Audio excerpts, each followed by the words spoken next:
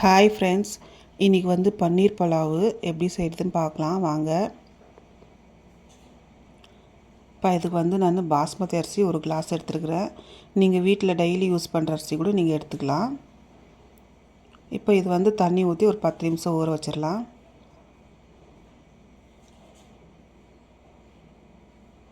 இப்போ வந்து ஒரு மிக்ஸி ஜாரில் புதினா ஒரு பொடி, 2 பச்சை மிளகா, கொத்தமல்லி ஒரு பொடி இதை போட்டு நம்ம அரைச்சி எடுத்து வச்சுக்கலாம்.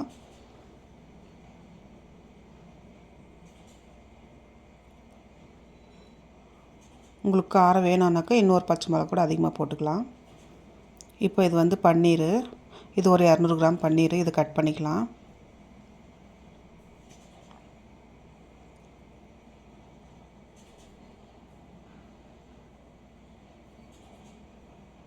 உங்களுக்கு எந்த சைஸில் வேணாலும் கட் பண்ணிக்கலாம். நான் எந்த சைஸில் கட் பண்ணுறேன்.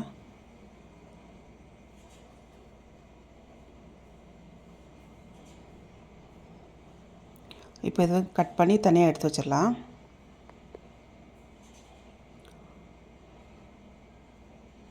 இப்போ ஒரு பேன் வச்சுக்கின்னு எண்ணெய் ஊற்றிக்கலாம். இப்போ கட் பண்ணி வச்ச பன்னீரை இந்த எண்ணெயில் நல்லா ஃப்ரை பண்ணி எடுத்துக்கலாம்.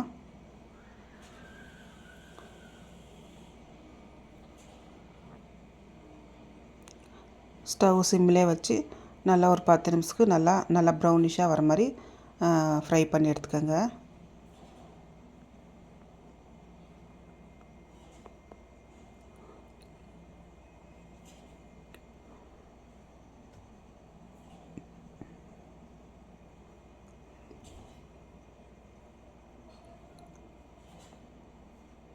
பாருங்கள், இந்த அளவுக்கு நல்லா இதுவாக வரணும், ப்ரௌனாக வரணும்.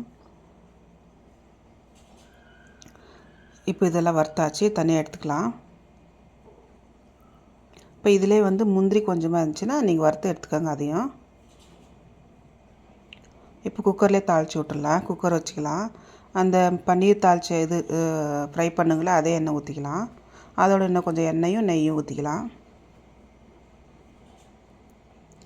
இப்போ இது வந்து பட்டை, கிராம்பு, லவங்கம் இதெல்லாம் போட்டுக்கலாம். வெங்காயம் ஒன்று கட் பண்ணி வச்சுருந்தா அதையும் போட்டுக்கலாம். வெங்காயம் நல்லா ஃப்ரை ஆகிறதுக்கு நல்லா வதக்கிக்கலாம்.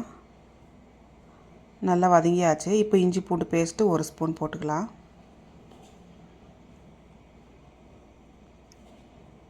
இப்போ இஞ்சி பூண்டு பேஸ்ட்டும் நல்லா அந்த பச்சை வாசனை போகிற வரைக்கும் நல்லா வதக்கலாம்.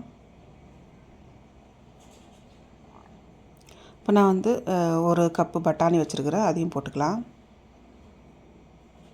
நீங்கள் பீன்ஸு, கேரட் கூட போட்டுக்கலாம். தக்காளி ஒரே ஒரு தக்காளி தான், அதையும் போட்டுக்கலாம். உப்பு தேவையான அளவுக்கு போட்டுக்கலாம்.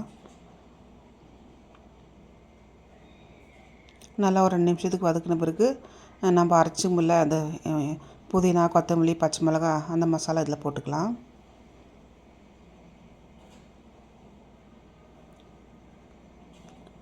இதையும் நல்லா ஒரு 10 நிமிஷத்துக்கு வதக்கணும். ஏன்னா அந்த பச்சை மிளகா அந்த காட்டு போகணும். அந்த பச்சை வாசனைலாம் போகிற அளவுக்கு ஒரு 10 நிமிஷம் வதக்கிங்க.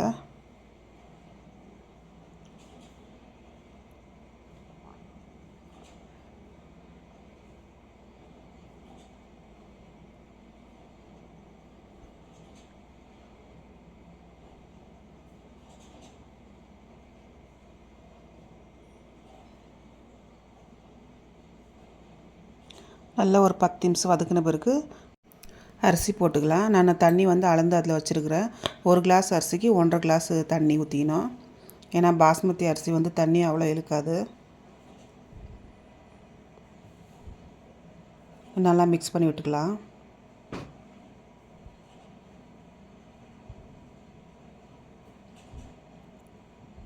நான் வந்து மிளகாத்தூள், கரம் மசாலா எதுவுமே போடல. உங்களுக்கு தேவையான கொஞ்சமாக காரம் வேணும்னா கொஞ்சமாக ஒரு 1/2 ஸ்பூன் மிளகாத்தூள் போட்டுக்கலாம். இப்போ ஃப்ரை பண்ணி வச்ச முந்திரியும் பன்னீரும் போட்டுக்கலாம். போட்டுட்டு உங்களுக்கு உப்பெல்லாம் கரெக்டாக இருக்குதான்னு பார்த்துட்டு குக்கரை மூடிட்டு ஒரே ஒரு விசில் வந்தால் போதும். இப்போ ஒரு விசில் வந்தாச்சு. குக்கர் ஓப்பன் பண்ணி பார்க்கலாம். பாருங்கள் எவ்வளோ நல்லா வந்திருக்குதுன்னு.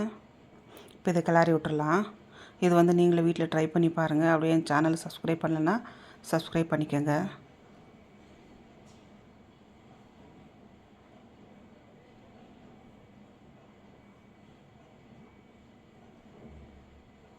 இது வந்து லஞ்ச் பாக்ஸு, காலையில் பிரேக்ஃபாஸ்ட்டுக்கு இதுக்கெல்லாம் நீங்கள் செஞ்சுக்கலாம்.